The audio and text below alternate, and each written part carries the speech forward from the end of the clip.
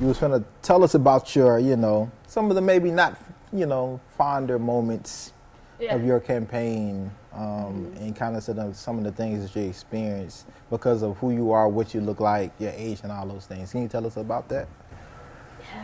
I guess the most memorable one was when I was knocking on a door. Like I was saying, straddling two worlds is a lot. Right. And so I knocked on someone's door who is biracial.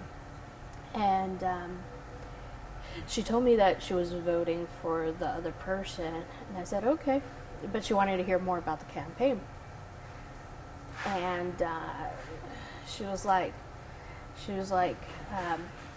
they're going to eat you alive. You need to become a white woman's pet because you're not white enough. Wow. And then she went on to tell me that how she had to learn how to speak more white to be accepted at work, but then she had people at church who were black that didn't accept her, and so she had to learn how to speak like them. And so she was going through her own, identity, struggles. Yeah. But it was so. It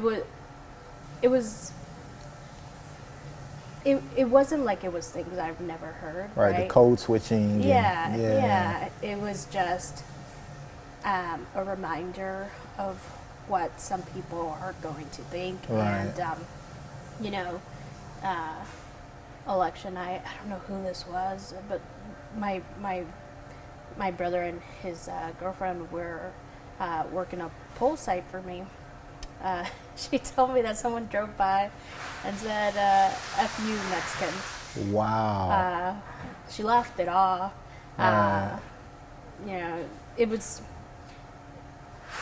It was things like that, and it wasn't only those things, but there have been other situations throughout the campaign. But it was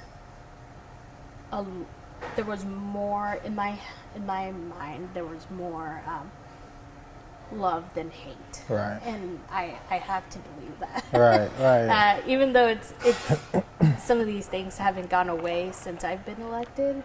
Wow, right? So you're still receiving some of that? I get emails sometimes, right? And I don't think people understand.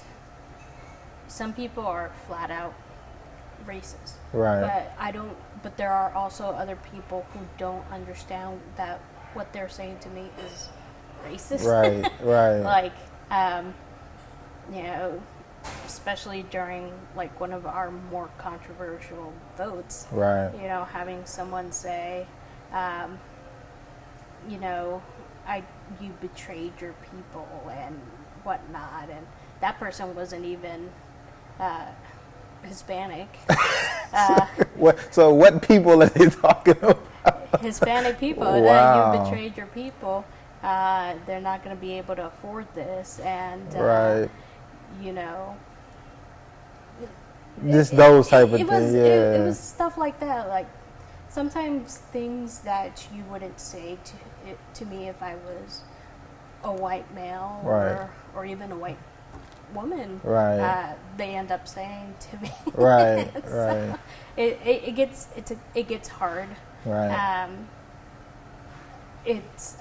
But I know I'm not the only one that deals with this, right? I've had it hard, right? But we have council members like Councilwoman Suara, who's the first Muslim woman, right? Like I'm pretty sure she's had it harder, right?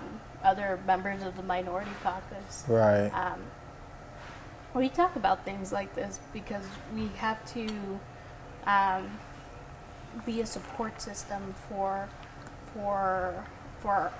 our group because we have great allies, but right. you don't understand until you're having to deal with that yourself, right? And so just having a support system that's reaffirming and right. saying, well, it's one person, Right. or I don't think they understand that what they said to you was Right. this. Right. It's helpful. It's helpful. It's it's it's the downside to a lot of things. Right. But you know, we have to keep going, and we have to keep doing the work. Right. Or who's going to be there for communities that haven't been heard in a while. Right.